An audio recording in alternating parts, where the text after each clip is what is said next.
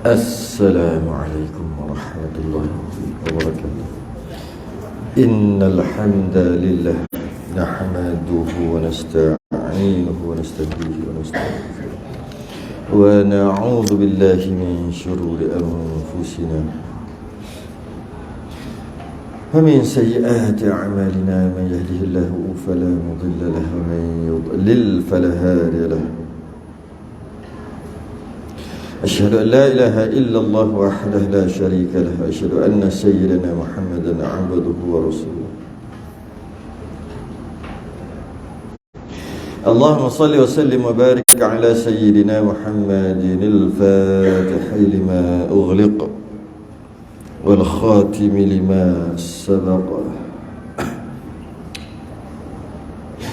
ناصر الحق بالحق والهدي إلى صراطك المستقيم. صلى الله عليه وعلى آله وأصحابه حق قدره ومقداره العظيم. اللهم نور بالكتاب بصر وأطلق به لساني واشرح به صدري واستعمل به جسدي بحولك وقوتك فإنه لا حول ولا قوة إلا بك. سبحانك لا علم لنا إلا ما علمتنا إنك أنت العليم الحكيم. ولا حول ولا قوة إلا بالله العلي العظيم. أما بعد, alhamdulillah, kita rafa'kan bismillah. Pada malam ni kita sambung kitab Kifayatul Muhtadi di awal muka surat yang kelima, Jawi, bawah sekali, Rumi 7, Rumi 7, Jawi 5, bawah sekali, 2 daripada bawah. Rumi 7, perenggan yang terakhir, perenggan yang bawah. Kita masih lagi membicarakan tentang kata musannif, kata pengarang sebelum dia nak mula. Berkata pengarang sebelum dia nak mula tu, dia cakap dulu sikit sepatah dua kata. Itulah kita bincang masa tu sekarang. Qala al-mu'allif rahimahullahu ta'ala, Kemudian berkata rahimahullahu ta'ala. Kemudian berkata rahimahullah, pengarang lah. Pengarang pun berkata, setelah dia berkata bismillah, alhamdulillah, lepas tu selawat, lepas tu baru dia selawat. Kemudian berkata rahimahullah, wassalatu wassalamu ala sayyidina Muhammadin arsalahu bibahiri ayatihi wa mu'jizatihi. Artinya, dan rahmat Allah. Tak habis lagi dia bercakap ni sebelum nak mula kitab. Dan rahmat Allah, dan salamnya, wassalatu wassalam, dan rahmat Allah dan salamnya. Dia terus terjemah, dia terus memberi makna. Sedangkan wassalatu selawat, wassalatu wassalamu salam, selawat dan salam.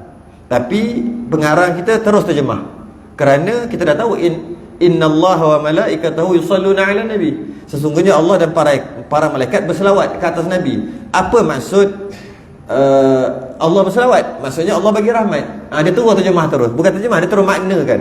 Kalau terjemahannya adalah wassalatu wassalam adalah selawat dan salam, tapi dia bukan selawat dan salam. Artinya dan rahmat Allah.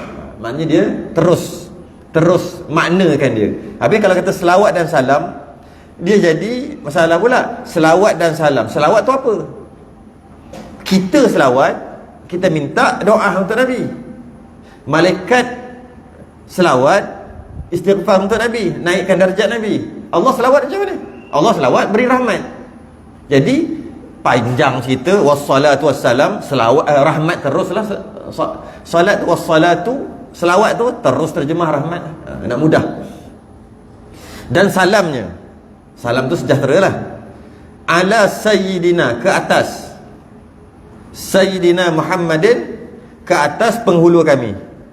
Sayyid tu penghulu, penghulu kami Muhammad, Nabi Muhammad, arsalahu, yang disuruhkan dia, bibahiri ayatihi, disuruhkan bawa datang kenyataan ataupun risalah ataupun hukum hakam, bawa datang ayatihi, ayat-ayat Allah, tapi dia punya terjemahan tanda-tanda. Antara maksud ayat adalah tanda.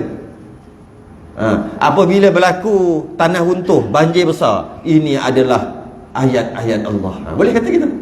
Sebab ayat tu bukan semata-mata ayat saja. Antara ayat adalah tanda, tanda Allah.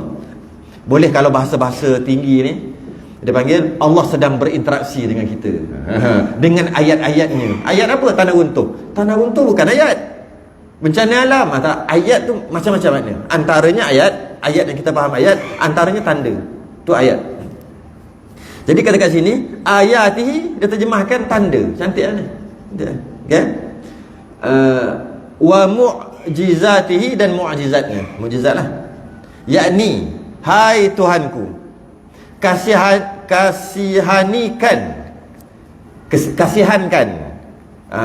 kasihankan dan sejahterakan, dan bagilah sejahtera. Sejahtera kat siapa? Penghulu kami, Nabi Muhammad, penghulu segala makhluk. Kita minta Allah sejahterakan Nabi kita daripada segala manusia. Penghulu ni pula, Sayyid ni bukan penghulu manusia saja, manusia, malaikat dan jin. Malah ada sebagian ulama kata termasuk juga binatang, tumbuhan, jamadat. Binatang lah, haiwan pun Nabi kita diutuskan untuk rahmat sekalian alam, termasuk rahmat sekalian alam, termasuk manusia, malaikat, jin, termasuk juga binatang. Kita banyak dengar kisah Nabi, binatang bercakap dengan Nabi. Tumbuh-tumbuhan, untuk tumbuh-tumbuhan, dan jamadat. Jamadat ni benda mati, benda tak hidup, macam kapet, apa, dinding, simen, batu, ni ada panggil jamadat, benda tak hidup. Nabi kita diutuskan bukan sahaja untuk manusia, malaikat, jin saja, termasuk haiwan, termasuk tumbuhan, termasuk jamadat. Dalam kitab kita tulis 3 je, boleh lah. Yang telah engkau suruhkan dia menyampaikan syariat engkau. Nabi terima wahyu untuk sampaikan dekat kita, kepada umatnya, kita lah, yang adalah ia datang beserta dengan beberapa tanda. Bila Nabi menyampaikan apa yang Allah suruh sampai, menyampaikan syariat, bukan boleh main sampai begitu aja. Sebab orang tak percaya waktu tu lah. Setakat nak cakap aku Nabi, aku terima wahyu, semua orang boleh cakap. Jadi apabila Allah suruh menyampaikan, Allah akan bagi beberapa tanda. Ni beberapa tanda. Beberapa tanda sebenarnya, tanda yang benar. Tanda apa maksud tanda? Yang mengalahkan segala tanda itu. Tanda-tanda ni kita panggil mukjizat lah. Benda yang mencari adat, yang mana bila dia mengaku sesuatu, dia kena bawa datang bukti. Dia kena bawa datang bukti. Antara buktinya adalah tanda sebenarnya yang mengalahkan tanda yang lain. Pasal lagi kita panggil mukjizat lah. Okay? Tanda yang dia bawa tu betul. Saya pernah dulu dekat Coket. Saya kecil-kecil. Bukan anak Coket, bukan. Kita lalu kat Coket tu. Biasalah kat situ dulu, tahun 90-an, awal 90-an. Kat situ waktu tu banyak orang jual ubat. Banyak orang jual ubat. Kalau ubat tu memang kena likung, ramai lah tengok macam-macam jual ubat tu. Kalau lah jual baju, jual apa, biasa je. Tapi kalau jual ubat, ambil, ramai orang tengok. Dia nak jual ubat dia, tak kisahlah ubat sapu ke, ubat makan ke, ubat apa. Dia buat apa? Dia tu. Dia cakap apa, ubat dia baik dan sebagainya. Tak. Dia macam-macam dia buat. Dia buat, dia toreh. Dia sapu ubat dia toreh. Tak luka. Tu memang gitu style dia. Bila kita nak bawa datang, kita nak mendakwa sesuatu, kita kena bawa datang benda pelik. Cuma itu bohong lah. Cuma nak bagi tahu, itulah cara dia. Bila kita nak bawa datang sesuatu, kita kena bawa datang benda pelik. Lagi pelik, lagi benar yang kita bawa datang. Tapi ada juga yang tak benar. Nanti kita tengok bab tu. Jadi dia buat gitu. Diikat, ikat selubung. Lepas tu angkat-angkat, dah hilang ikatan, tak ada ikatan dah. Padahal ikat tu punyalah kuat. Macam-macam lah. Dulu kat coket selalu ada. Kena tipu. Lepas tu pakat-pakat beli ubat dia. Beli apa? Ubat sapu dia. Ubat sapu tu tak ada kena-mengena, kena ikat ni. Kalau tengok ni kurap, ambil ubat, hilang kurap. Logik lah kalau orang beli ubat kurap. Ini yang dia sapu tu, dia sapu. Selang 5 minit dia ambil, dia tak luka. Lepas tu dia kata ubat dia tu untuk menyembuh daripada sakit-sakit kulit. Apa kena-mengena dengan kau tak? Jahanam, jalan aja lah. Janji orang takjub. Bila takjub orang beli, seorang-seorang bakal beli. Walaupun tak kena, tak matching. Yang dia tunjuk benda lain, yang dia nak jual benda lain. Janji pelik, beli lah. Gitu. Tak jadi pun. Itulah. Nabi bawa sesuatu, bila bawa risalah, dia kena, Allah akan bekalkan sekali dengan tanda-tanda. Istilah kita panggil mukjizat. Untuk membenarkan apa yang dia bawa. Untuk membenarkan apa dia bawa. Kan? Beserta beberapa tanda sebenarnya yang mengalahkan segala tanda itu akan beberapa siapa yang mengingkari risalahnya. Siapa yang mengingkari je. Siapa yang tak mengingkari risalah, tak payah tunjuk mukjizat. Beriman dekat Sayyidina Abu Bakar. Perlu tunjuk mukjizat? Tak perlu. Sayyidina Abu Bakar dengar kata Nabi naik Isra Mi'raj pun percaya terus. Jadi bagi Sayyidina Abu Bakar tak perlu mukjizat lah. Ini bagi orang yang ingkar. Ya ke? Tapi pernah sekali Sayyidina Abu Bakar, dia ada rasa dalam hati dia sesuatu. Dia tanya Nabi, apa tanda Nabi ni betul? Dia kata dia memang dah percaya kat Nabi. Maknanya Sayyidina Abu Bakar pun perlu mukjizat jugalah.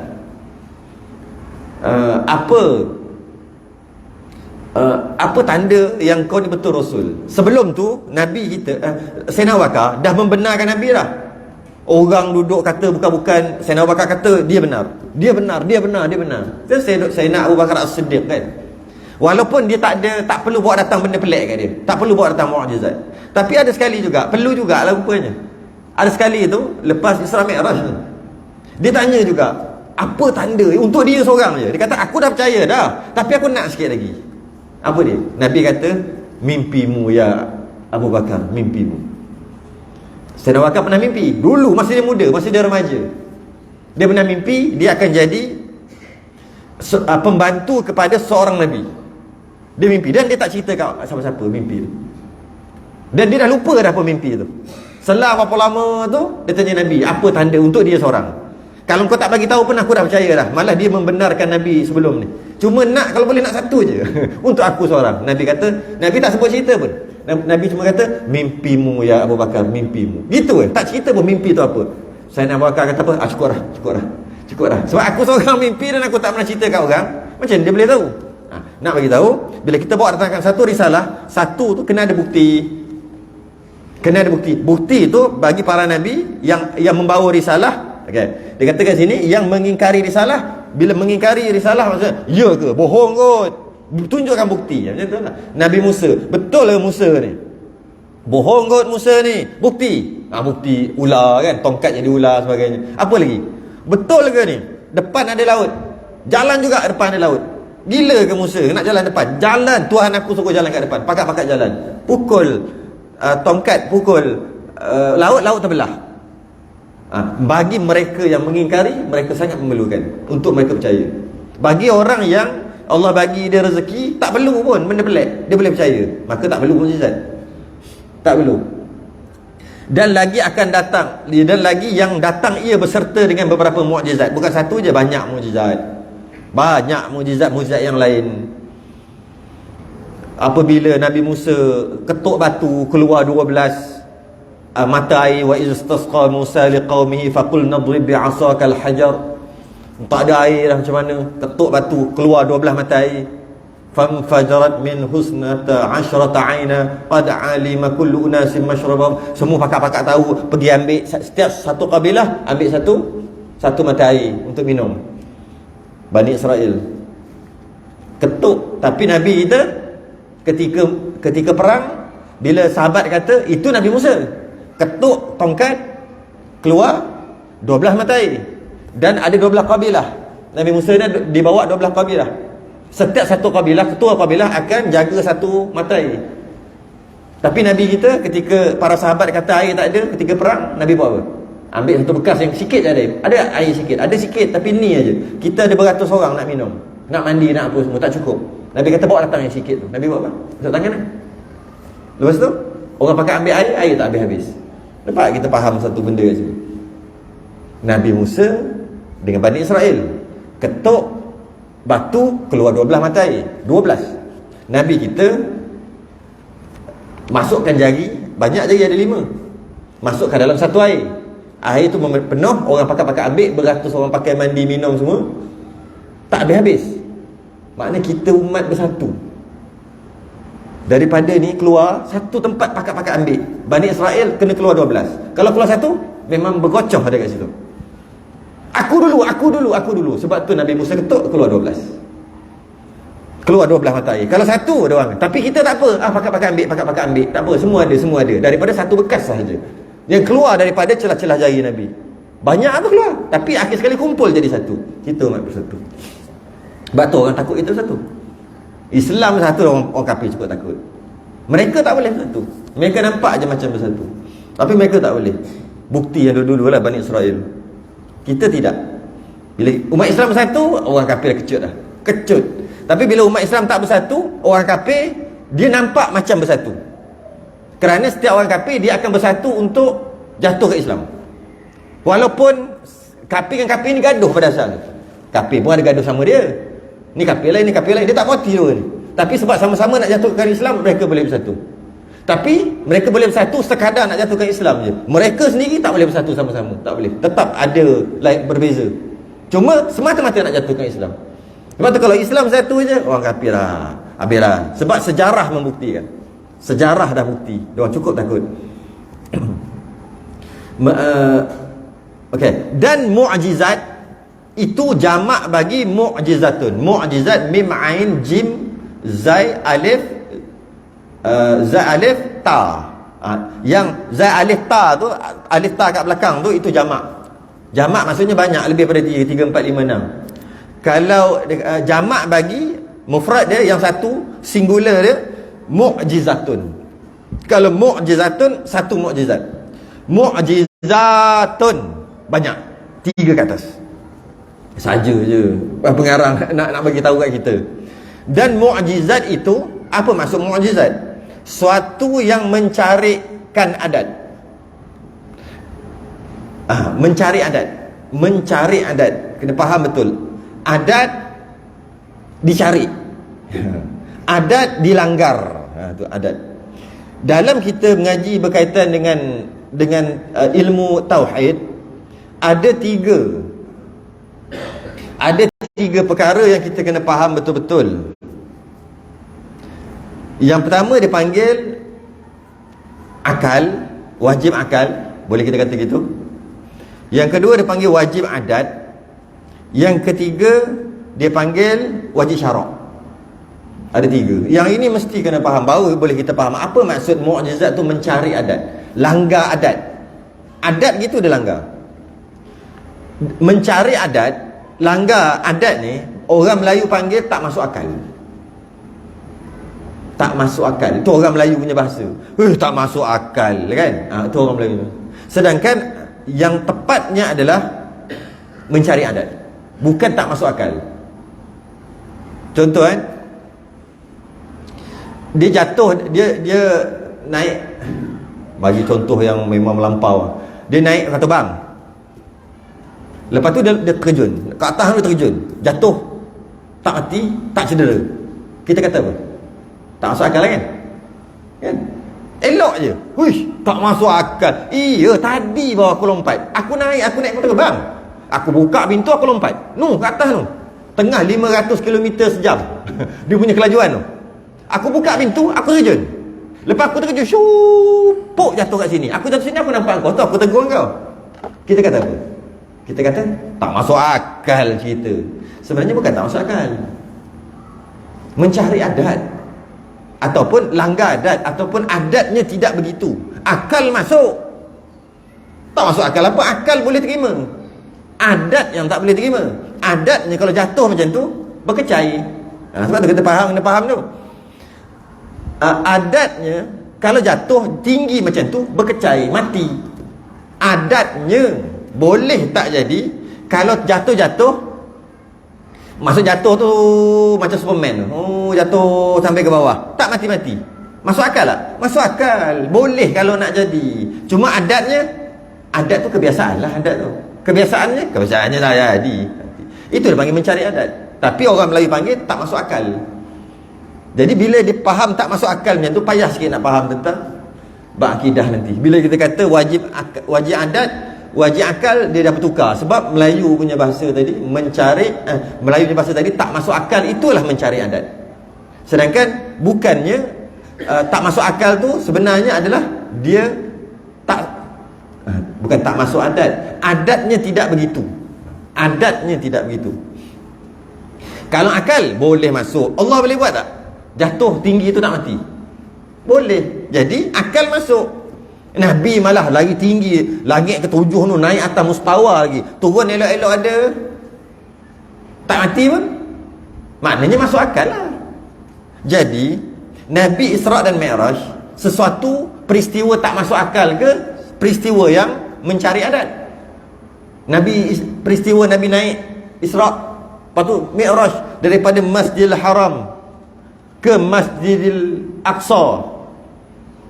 Lepas pada tu, bukan tu aja, kat situ dah lah pelik sekejap je tu. Malah riwayat mengatakan Nabi balik tu, lepas naik turun balik, pergi balik ke tempat asal. Nabi tengah baring. Bila baring 2-3 jam baring, panas lah tempat perbaringan. Tempat baring tu panas lah. Mudah-mudahan kita simen lah. Tak tahulah waktu tu ada simen ke tidak. Tanah ataupun lantai itu panas lah sebab kita duduk baring. Kemudian Nabi di Isra' dan di Mi'raj kan. Isra' pergi Masjidil Aqsa, naik langit sampai langit ke-7, naik mustawa, naik lagi, ambil semayang apa semua, turun, patah balik. Sampai-sampai kalau pegang lantai tu panas lagi, tak sejuk lagi, ada lagi rasa haba-haba. Maknanya berapa minit tu? Setengah jam, tak sampai setengah jam. Masuk akal tak? Masuk akal. Adat mana boleh? Adat tak masuk adat. Tak masuk adat.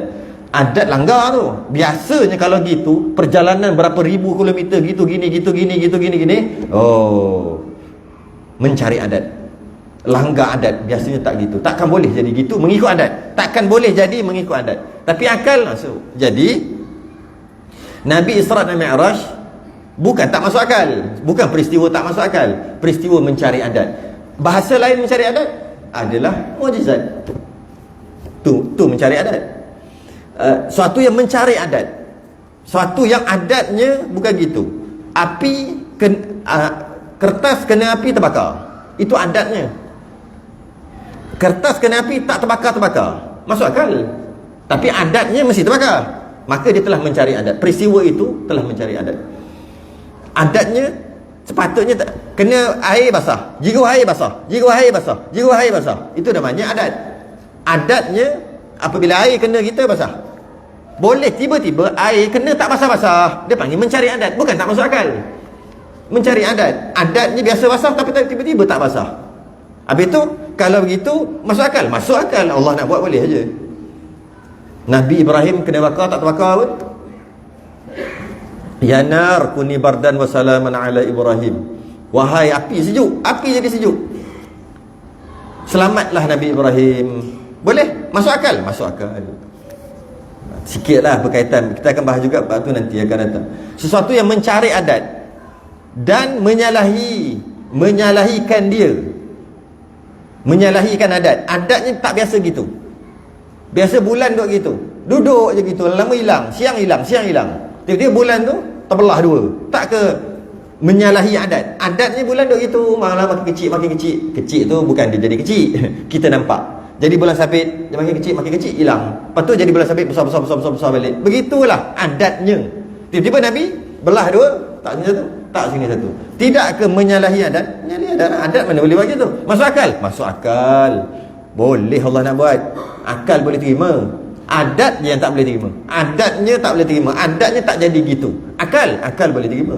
Itu dia panggil mencari adat, merosakkan adat, melanggar adat, menyalahi adat yang didatangkan dia dan dizahirkan dia oleh seseorang. Yang dizahirkan, yang dibuat oleh seseorang. Nabi lah dibuat oleh seseorang, bukan jadi sendiri, ada orang yang buat. Beserta dengan mendakwa risalah, beserta dengan dia buat tu, dia bawa risalah juga. Risalah ni Rasul lah. Dia bawa sesuatu agama lah, dia bawa hukum hakam. Dan jika tiada dengan berdakwa risalah, kalau sekadar dia boleh buat benda mencari adat saja, benda pelik tadi yang melanggar adat, tapi tak ada risalah, tak ada yang dia bawa. Maksudnya dia tak ada bawa hukum hakam, tak ada, tapi benda pelik jadi. Kalau dia ada risalah yang dia bawa, itu Nabi, iaitu mukjizat. Ini tak ada bawa risalah baru tak ada. Kalau ada risalah pun risalah orang Nabi yang lama. Tapi dia nak bawa risalah baru tak ada. Dikatakan dia karamah. Dia tak panggil mukjizat. Dia panggil karamah. Mukjizat kurniaan Allah pada Nabi dan Rasul, yang mana ianya mencari adat, bagi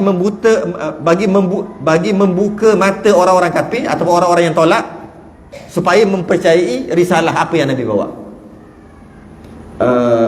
Karamah adalah kurniaan Allah kepada para awliya Allah, para wali Allah, mencari adat juga, tapi dia tak bawa apa-apa dan dia tak perlu buktikan kat siapa-siapa. Dia tak perlu buktikan. Sebab tu something wrong jika dia tunjuk dia punya karamah. Something wrong.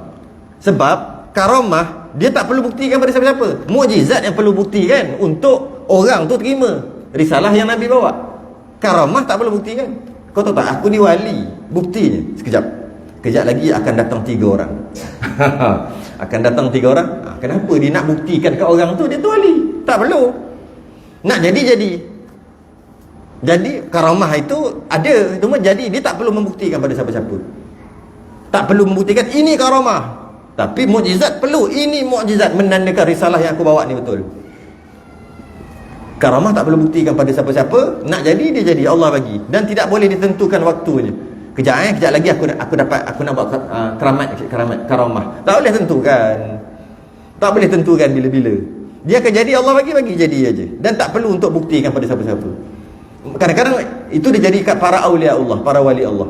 Kadang-kadang dia jadi dekat orang biasa macam kita. Istilah dia panggil ma'unah. Pertolongan Allah. Accident ke apa, lepas pada tu orang lain mati, contoh lah, kereta tak boleh repair lah, total loss, dia tampal sikit kat sini, pesakit luar je. Kalau pak tengok pada kereta tu, mati duduk balik. Nak bagi tahu jahanam kereta dia tu dengan hancur lebur. Ini bukan mati sekali ni 3 kali mati ni. Tapi dia sikit je. Dia panggil ma'unah. Benda pelik juga, pertolongan Allah. Sama juga, dia tak boleh nak ditentukan bila-bila nak jadi. Ada satu lagi yang paling kita risau adalah istidraj. Benda pelik juga, benda mencari adat juga, yang diberi kepada orang yang Allah murka supaya dia lebih jauh daripada Allah. Itu paling risau, istidraj. Nak tahu dia tu karamah ke, ma'unah ke, istidraj ke, tengok adakah jalanan orang tu mengikut jalanan Islam, hukum syarak. Kalau ikut, kita kata ma'unah ataupun karamah. Kalau tak ikut, kita kata istidraj. Bertanya cara perubatan tu melanggar hukum syarak, pegang lelaki perempuan ke apa ke kan, lepas tu sesihat, itu istidraj tu. Macam mana boleh pegang, cara pegang tu pula tak adalah. Kalau berlapik itu sebenarnya tak perlu pegang ke macam mana? Musailamatul Kadzab. Musailamah namanya, Kadzab tu penipu. Musailamatul Kadzab, Musailamah si penipu. Zaman Nabi. Nabi ada sahabat dia berperang, entah kena macam mana dalam peperangan tu, keluar biji mata. Kita tak boleh bayang macam mana. Keluar biji mata. Sebelah. Sahabat. Macam mana tu? Kalau kena panah, matilah. Macam mana boleh keluar? Kena katok kot. Katok kat belakang ni. Keluar biji mata. Keluar. Nabi cepat-cepat ambil, masuk balik, ludah. Tuh. Elok. Sahabat kata, lagi terang yang Nabi ludah tu, masukkan balik tu, lebih terang daripada yang sebelah, yang original. Musailamatul Kadzab dengar cerita ni. Dia cari orang buta sebelah, mai sini. Dia ludah. Buta dua-dua belah. Ingat ludah-ludah boleh jadi buta dua-dua belah. Cuba kita cari orang buta sebelah, kita ludah. Tak jadi buta dua-dua belah. Benda pelik tu. Tu benda pelik. Kiranya istidraj lah, benda pelik. Ingat dengan ludah boleh jadi buta. Memang kita kelakar kita cerita tu. Dia konon-konon, mes ni aku ludah. Ludah dua-dua buta. Nak butakan dengan ludah tak boleh weh, bukan senang. Bukan, dia ada maknanya dia dah buat benda pelik, iaitu dengan hanya meludah orang yang buta sebelah, jadi buta dua-dua belah. Benda pelik kan tu. Yang boleh buat Musailamatul Kadzab. Dia ludah dua-dua. Hati-hatilah orang yang boleh main scan-scan ke. Scan dia lebih power daripada CT scan ke MRI ke. Okey, darah tinggi ada, okey, kecil manis. Bukan kata salah, hati-hati. Mungkin juga boleh kata gitu. Allahualam. Tapi dia main scan gitu. MRI scan tak jumpa-jumpa penyakit. Dia scan gitu. Okey. Ada kecil manis. Gaut ada ni, gaut ada. Okey, ambil ubat ni. Hati-hati. Suruh hati-hati je. Kita tak menolak, tapi suruh hati-hati. Benda-benda pelik kan. Mencari adat lah tu. Main tengok gitu, main scan gitu.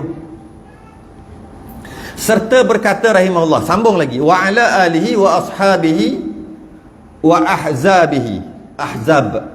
Ahzab artinya dan atas keluarganya, keluarga Nabi. Lepas kita selawat dan salam ke atas Nabi, bukan itu saja, ke atas keluarganya sekali dan sahabatnya dan tenteranya. Ahzab wahdah, seraya tu kan, ahzab wahdah. Tu ahzab tu, ahzab tentera ahzab, dan atas keluarganya dan sahabatnya dan tenteranya. Kita minta Allah selamatkan dan beri kesejahteraan ke atas keluarga Nabi, ke atas sahabat Nabi, ke atas tentera Nabi. Yakni, hai Tuhanku, kasihanikan dan sejahterakan segala keluarganya Nabi, dan sahabatnya Nabi, tentera Nabi. Dan yang dikehendakkan, apa yang murad yang dikehendaki, apa yang dikehendakkan dengan keluarga. Apa maksud keluarga? Itu yang dimasukkan keluarga Nabi, Ahlul Bait. Apa maksud dia? Segala anak buah Hashim. Anak buah tu keturunan ke bawah, anak buah tu keturunan lah. Anak buah Hashim, neneknya yang kedua. Dan nenek itu bukan nenek itu maksud datuk. Nama Nabi apa? Muhammad bin Abdullah bin Abdul Muttalib bin Hashim. Bukan datuk, satu lagi. Nenek tu satu lagi. Muhammad bin Abdullah ayah, bin Abdul Muttalib, datuk, bin Hashim. Tu apa dia panggil? Itulah nenek bahasa dulu. Dan neneknya yang kedua neneknya, dan segala anak buah keturunan Abdul Muttalib mana pula ni? Jangan tukar ini bukan datuk Nabi, bukan. Ada siapa ni? Saudara Hashim. Saudara bahasa dulu adik-beradik lah. Saudara Hashim, dan bapa keduanya itu Abdul Manaf. Saudara Hashim, adik-beradik Hashim. Maknanya Abdul Muttalib ni adik-beradik Hashim. Muhammad bin Abdullah bin Abdul Muttalib bin Hashim. Abdul Muttalib bin Hashim. Mana Hashim ni ada anak-anaknya Abdul Muttalib, tapi kat sini dia kata saudara Hashim. Segala anak buah Muttalib saudara Hashim. Ini bukan saudara. Dan bapa keduanya itu Abdul Manaf. Kat sini dia punya kunci. Dan bapa keduanya iaitu Hashim dan Abdul Muttalib, adik-beradik. Ayah mereka namanya Abdul Manaf. Macam mana nak faham ni? Hashim dengan Abdul Muttalib adik-beradik. Hashim ni dengan Abdul Muttalib adik-beradik. Hashim ada anak nama Abdul Muttalib. Abdul Muttalib yang adik-beradik Hashim ni ada anak nama Hashim. Faham? Faham tak? Okey, Abdul Manaf, dia kata bapa keduanya Abdul Manaf ada anak. Dia kata 2 orang, sebenarnya ada 4. Satu lagi Abdul Syam dengan Naufal. Yang tu tak termasuk, sebab diorang tak beriman dengan Nabi. Tempat lain lah. Okay. Abdul Manaf ada anak, seorang nama Abdul Muttalib, seorang nama Hashim. Anak Abdul Manaf ni. Okay. Hashim ni ada anak lah, kahwin-kahwin ada anak. Nama anaknya Abdul Muttalib. Abdul Muttalib ni adik-beradik Hashim ni kahwin lah, dapat anak. Anak dia letak nama Hashim. Jadi maknanya bapa dia nama Hashim, dia nama Abdul Muttalib. Dia ada pakcik dia nama Abdul Muttalib juga. Pakcik dia ni ada anak, anaknya nama Hashim. Jadi masing-masing letak nama adik-beradik mereka. Masing-masing letak nama adik-beradik mereka. Adik-beradik mereka. Sebab tu jadi pelik tu. Sebenarnya apa banyak sebenarlah. Abdul Muttalib datuk Nabi bukan nama Abdul Muttalib. Abdul Muttalib datuk Nabi yang Muhammad bin Abdullah bin Abdul Muttalib namanya Syaibah, bukan Abdul Muttalib. Kalau kita ambil nama sebenarnya Muhammad bin Abdullah bin Syaibah, okey, bin Hashim bin Abdul Manaf. Baru kena. Cantik sikit. Jadi maknanya Syaibah ada adik-beradik. Bukan. Syaibah bin Hashim. Muhammad bin Abdullah bin Syaibah. Kita ambil nama sebenar. Kita jangan ambil nama Abdul Muttalib. Itu yang jadi pening tu. Kita ambil nama samaran. Nama dia sebenarnya Syaibah, datuk Nabi. Muhammad bin Abdullah bin Syaibah bin Hashim. Okey. Bin Abdul Manaf. Okey. Abdul Manaf ada anak Hashim tadi kan? Hashim ada adik-beradik yang lain. Anak Abdul Manaf ni lah. Nama Abdul Muttalib. Jadi barulah selesai. Abdul Muttalib ni ada anak nama Hashim. Nama Hashim. Dia letak nama anak ni sempena adik-beradik dia.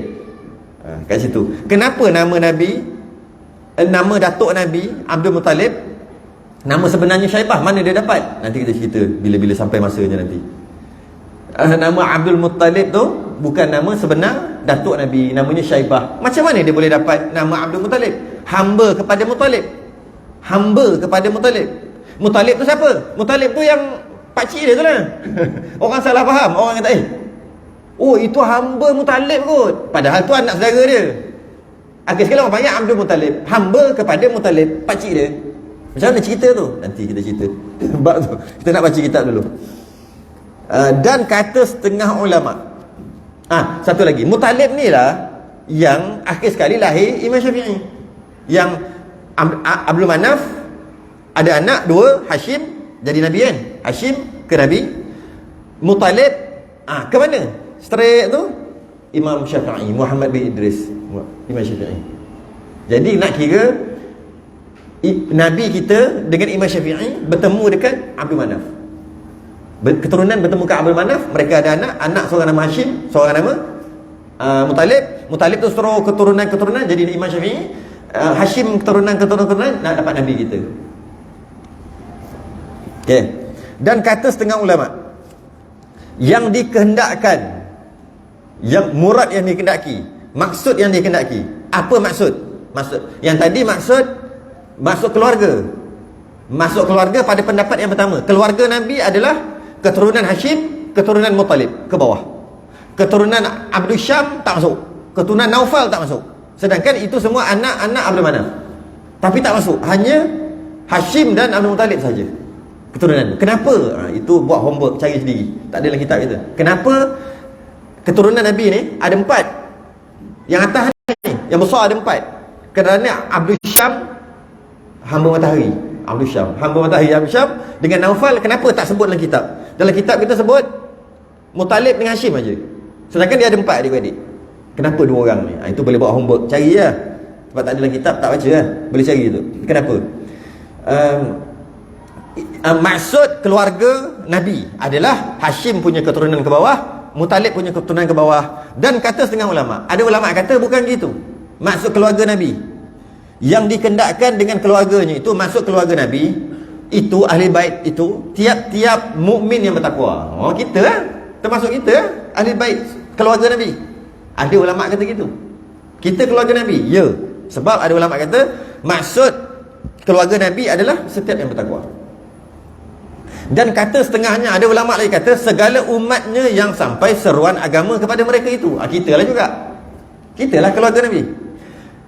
Dan telah memilih akan yang terkemudian ini oleh beberapa ulama' muhaqqiqin yang ujung-ujung ni. Jadi kalaulah kita ambil pendapat ulama' ni, setiap kali orang selawat Allahumma salli wa sallim ala sayyidina Muhammad wa ala alihi, bila sebut wa ala alihi, termasuk kita. Kita dapat selawat orang yang berjuta-juta, bilion-bilion orang. Kalau ikut pendapat yang kedua dan ketiga, iaitu orang yang mukmin yang bertakwa, kita lah. Bila orang selawat atas Nabi, kalau selawat Allahumma salli wa sallim ala Muhammad, tak dapatlah kita. Sebab kita ni alihi tu termasuk kita. Jadi Allahumma salli wa sallim ala sayyidina Muhammad wa ala alihi. Okey, dapat dah.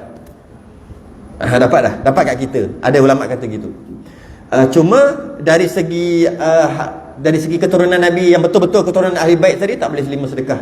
Kita boleh terima sedekah. Dan wa ashabihi itu jamak sahibun, iaitu taulan. Wa ashabihi dan sahabat-sahabat Nabi, jamak bagi sahibun, jamak bagi sahib. Sahib tu adalah mufrad, singular dia, satu orang, iaitu taulan, kawan lah, member taulan. Dan taulan Nabi itu tapi tak sama dengan member kawan taulan kita. Kawan kita kenal, tu member aku, kawan aku. Nabi berbeza. Dan taulan Nabi itu dikatakan dia sahabiyun, sahabi. Sahabat Nabi dinamakan sahabat, dan taulan Nabi itu namakan sahabat. Dan jamaknya sahabatun, itu bahasalah. Dan iaitu tiap-tiap. Apakah dia maksud sahabat Nabi? Tiap-tiap yang berhimpun dengan Nabi. Mudah lain, berhimpun tu maksud jumpa, berhimpun, duduk sekali, tengok dan sebagainya. Padahal beriman ia, dan ianya beriman dengan Nabi. Kalaulah sekadar jumpa dah nama sahabat, Abu Jahal, Abu Lahab sahabat lah? Tak, jumpa saja, duduk dengan Nabi aja, belum tentu sahabat. Sahabat dia kena beriman. Beriman ia dengan Nabi. Kemudian selepas daripada dibangkitkan akan dia, selepas Nabi dilantik menjadi Rasul, dia beriman. Itulah Waraqah bin Naufal tu, sedara kepada Khadijah Al-Khuwailid. Kan dia bila kena peluk dengan Jibril kali pertama tu, kan dia pergi jumpa pendeta, orang alim lah waktu tu. Kan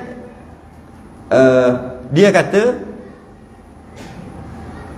kata kalaulah aku, maksud dia dah tua dah, kalaulah aku ada zaman umat kamu menolak kamu, aku akan mempertahankan kamu ya Muhammad. Maknanya dia jumpa Nabi, dah diutuskan, maka dia adalah sahabat. Sahabat beriman. Kemudian daripada dibangkitkan dia pada ketika hidup keduanya. Ketika hidup lah, ketika mati tak boleh. Kita pergi jumpa Nabi dekat makam Nabi, bagi salam, oh aku sahabat, aku dah jumpa Nabi. Tak boleh gitu, masih hidup, masa zaman dia, masa zaman Nabi. Dan jikalau ada berhimpun itu di dalam kelam, walaupun gelap, dia tak pernah tengok terang-terang, dalam gelap jumpa Nabi, tetap juga sahabat, walaupun tak nampak. Malah atau orang itu buta matanya sekalipun. Siapa nama buta? Abdullah Ummi Maktum, tukang azan Nabi nombor 2. Bilal nombor 1, Bilal bin Rabah. Nombor 2, Abdullah Ummi Maktum. Dia buta, dia jumpa Nabi tapi tak pernah tengok Nabi, sahabat juga. Dia mesti, bukan semata-mata tengok, janji jumpa. Malah kalau dia beriman dengan Nabi, dia duduk sini, Nabi duduk sini, tengok gitu aja, sahabat juga, walaupun tak bercakap. Tengok, tu Nabi. Nak pergi segan, beriman. Sampai mati beriman. Sahabat juga, walaupun tak pernah cakap dengan Nabi. Walaupun dalam kelam dia kata ini. Dan jikalau tiada ketahui, walaupun tak tahu, dia tengok Nabi. Dia jumpa Nabi, tengok Nabi. Nabi tak tahu pun, walaupun begitu, sahabat. Nabi tengok dia tak tahu pun Nabi tengok dia. Dia sahabat juga. Atau tiada mumayyiz, budak kecil yang kencing kat Nabi tu. Nabi pegang, dia kencing. Nabi pun ambil kain, lap, letak balik budak tu, lap, ambil percik. Jadi najis mukhaffafah. Percik gitu Nabi sembahyang. Tak perlu basuh, tak perlu apa, sekadar lap dan percik saja. Yang kita panggil najis mukhaffafah. Bayi tu sahabat juga. Walaupun tidak mumayyiz. Atau gila, orang itu sekalipun, orang gila pun Nabi jumpa. Ada riwayat Nabi jumpa orang gila. Sama juga, tetap sahabat. Oh, hebat tu. Dan sama ada berhimpun dan berjumpa itu dengan berhampir. Sama ada dekat-dekat jumpa, boleh salam, boleh apa. Atau dengan jauh. Atau tengok jauh-jauh sebut dah tadi. Sama ada seorang itu daripada manusia, jin atau malaikat. Tak kisahlah. Maknanya malaikat pun ada jadi sahabat. Maknanya Jibril sahabat. Yang jumpa Nabi, malaikat yang jumpa, malaikat Ismail yang duduk yang jaga langit, sahabat. Nabi jumpa semua. Nabi jumpa malaikat-malaikat tu semua sahabat. Jin ada, surah jin ada. Surah jin Nabi ajak sahabat, Nabi bawa bulat, kau duduk dalam ni, aku nak dakwah dengan jin. Jin-jin yang jumpa sahabat dah juga. Manusia lagi lah sahabat. Kalaulah dia hidup zaman Nabi tapi tak pernah jumpa Nabi, maka dia tak panggil sahabat. Ada yang masyhur adalah Uwais Al-Qarni. Dia jaga mak dia. Dia pernah nak pergi jumpa Nabi. Nabi tak ada kat rumah. Dia patah balik sampai ke mati. Dia tak dapat jumpa Nabi. Maka dia bukan sahabat. Tapi bila dia tak jumpa Nabi tapi jumpa sahabat, dia panggil tabi'in. Jumpa sahabat, dia panggil tabi'in. Jumpa tabi'in, tak jumpa sahabat, dia panggil tabi'ut tabi'in. Mereka yang mengikut tabi'in, mereka yang mengikut. Jadi Uwais Al-Qarni adalah tabi'in, bukan sahabat, walaupun dia hidup zaman Nabi. Walaupun dia hidup zaman Nabi. Sebab dia tak jumpa dengan Nabi. Nabi tak ada kat rumah. Kata rahimahullah. Boleh habiskan tak? Tak ada apa dah kot ni. Kata rahimahullah, wa ba'du fa hadhihi risalatun saghiratun. Ada dan kemudian, adapun kemudian selepas pada itu, wa ba'du, amma ba'du fa hadhihi risalatun, ini adalah risalah. Risalah. Kenapa risalah? Sebab kitab asal nipis je, tak bawa pula kitab. Kitab asal nipis je. Dia panggil risalah. Kalau tebal-tebal bawa panggil kitab. Setakat ada beberapa perkara je dia panggil risalah. Tapi kalau complete set, semua benda ada dalam tu, dia panggil kitab. Kitab Sulam tadi nipis je. Kitab Kifayah yang tebal. Ini bukan risalah lah, ni kitab. Ni kitab. Tapi kitab Sulam yang saya dah bawa itu kan, Sulam dia sekadar risalah aja sebab dia nipis. Saghiratun, kecil aja. Kecil susunan. Saghiratul hujm, kathiratun fawaid, wa 'azimatu manafi' wa kifayatun li'awamil muslimin fi ma'rifati ma ujiba 'alaihim min furudil aini. Adapun kemudian selepas pengarang sebut basmalah. Basmalah tu bismillah lah. Dan isti'anah apa tadi kat awal-awal tu, isti'anah tu wa bihi nasta'in tu panggil isti'anah. Kalau Rumi muka surat 6 tu kan. Dan makna wa bihi nasta'in telah dinyatakan dia oleh musannif dengan katanya, dan dengan dia kami minta tolong mulai risalah ini tu, wa bihi nasta'in. Wa bihi nasta'in tu istilah dipanggil isti'anah. Isti'anah. Basmalah tu bismillah, isti'anah tu wa bihi nasta'in. dan hamdalah, alhamdulillah, dan selawat, Allahumma salli wa sallim ala Muhammad, selawat dan salam, dan segala yang tersebut dahulu macam-macam yang muqaddimah tu, maka adalah hadir pada zihinku, pada fikiranku, pada akalku, pada terlintas pada zihinku, terlintas pada fikiranku.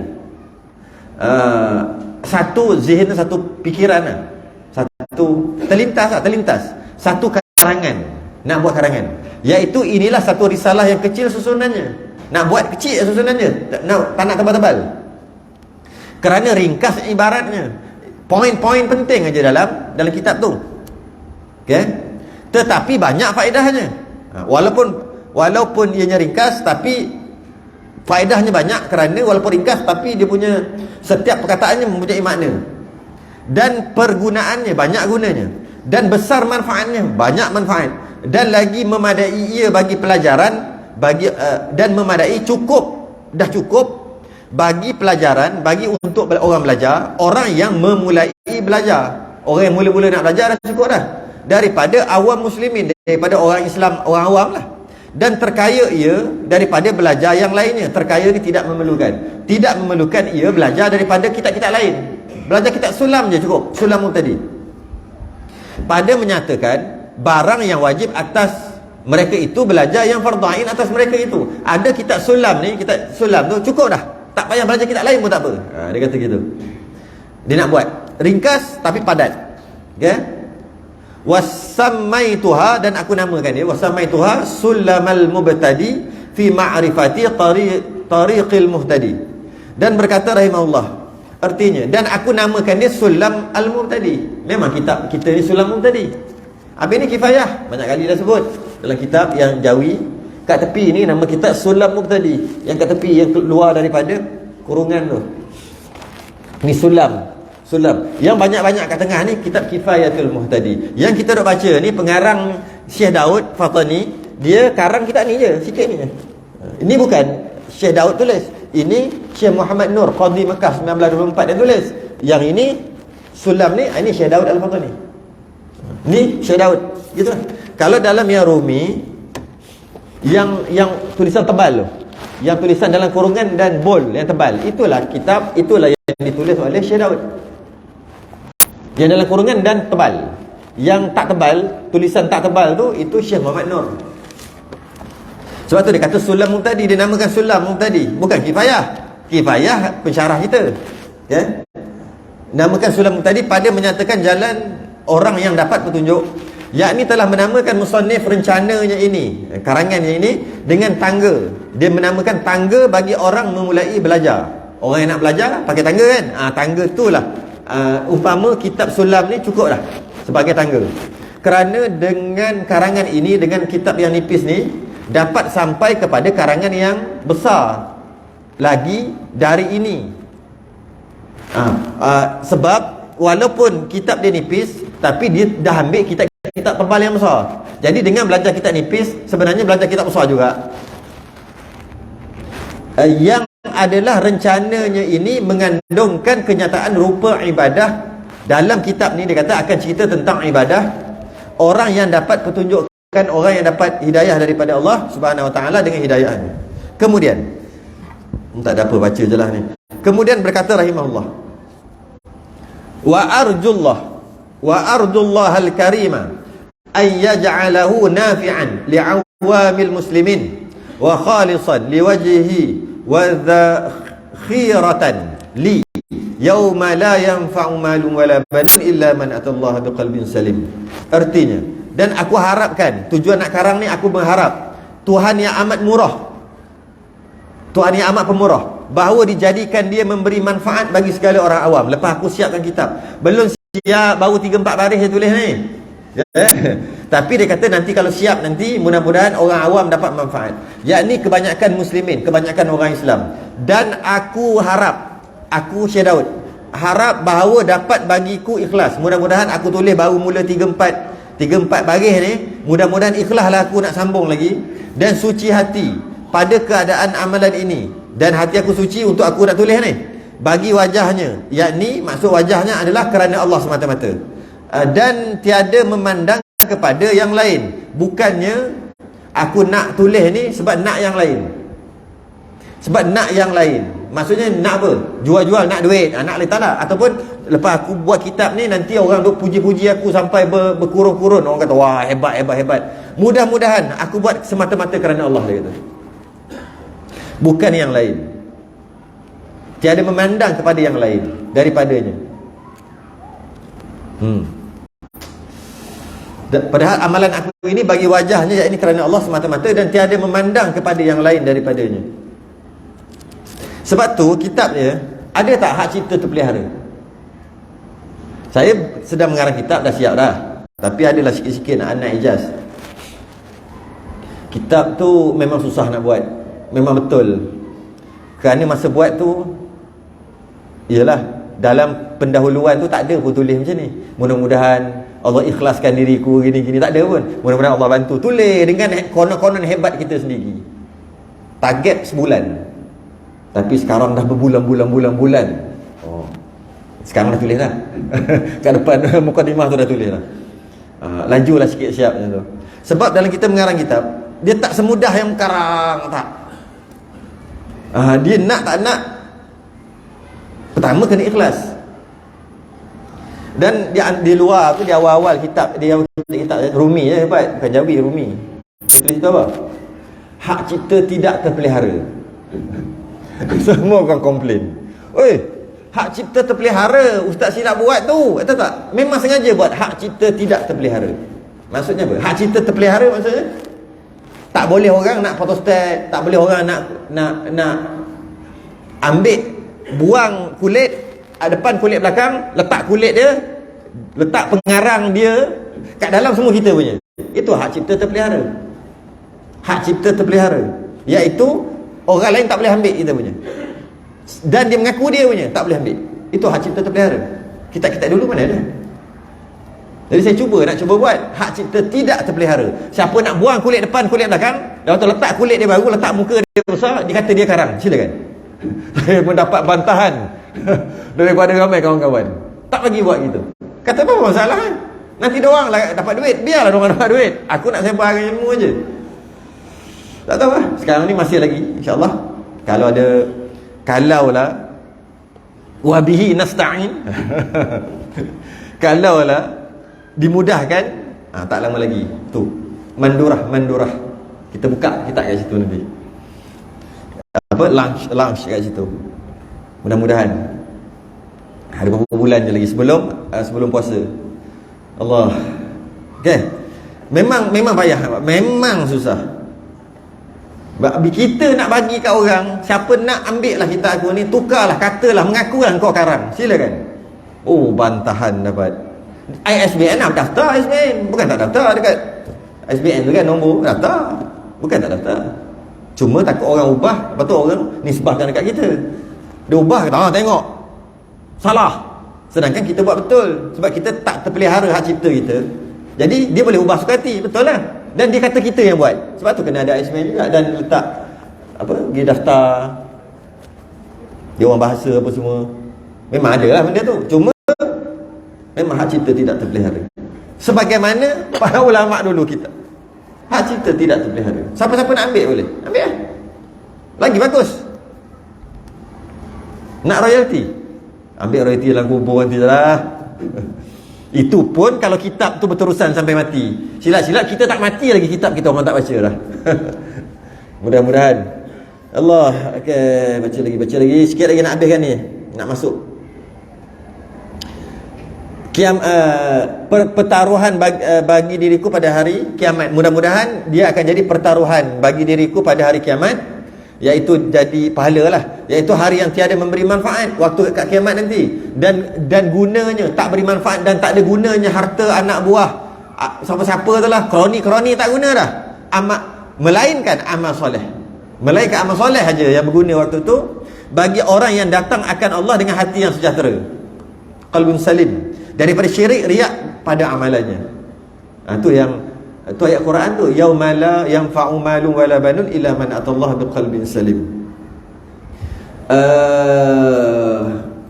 Wa ilhaman lis-sawabi wa ma taufiqi illa billahil aliyil azim. Dan aku harap daripada Tuhan bahawa diilhamkan bagiku dan diberi faham bagiku akan jalan yang betul pada sekalian pekerjaan. Mudah-mudahan Allah bagi aku faham untuk karang kitab dan bagi aku tulis dengan jalan yang betul pada sekalian pekerjaan, dan tiada aku mempunyai dapat kuasa memulai dan menyudahkan risalah ini. Oh, ni cantik ni, letak dalam kitab ni. Aku tak mampu untuk mulakan dan menyudahkan risalah ini dan membetulkan kalau ada yang salah, dan menyusunkan karangan risalah ini atas tahqiqnya, menyusunkan dan atas tahqiqnya, betul-betul tahqiq, melainkan dengan kehendak dan kudrat Allah yang maha tinggi dan maha besar. Hanya Allah je kita mula dan kita sudah kerana dengan kudrah Allah. Kemudian menyudahi musannif, last sekali musannif kata rahimahullah akan khutbah karangan ini. Khutbah ni ucapan lah, ucapan karangan ini dengan katanya wala haula wala quwata illa billahil aliyil azim, dan tiada daya dan upaya bagiku melainkan dengan Allah yang ali amat tinggi dan azim amat besar. Habislah ucapan dia, panjang ucapan. Masuklah kita isi dia, babu fil aqidah, bab pegangan, bab akidah, baru masuk. Habislah ucapan dia. Muka surat 11 Rumi. Berhenti kat situ.